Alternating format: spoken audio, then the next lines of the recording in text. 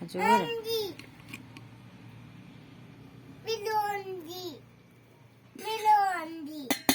मलाई ठुलो छानेर दिनु है ठुलो छानेर दिने बाबुलाई मलाई ठुलो छानेर दिनु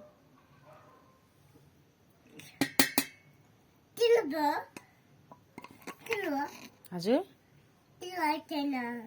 यति खान्छ है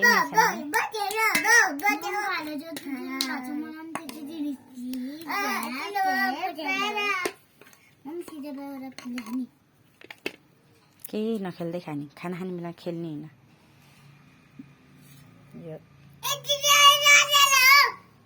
हजुर के भन्नुभयो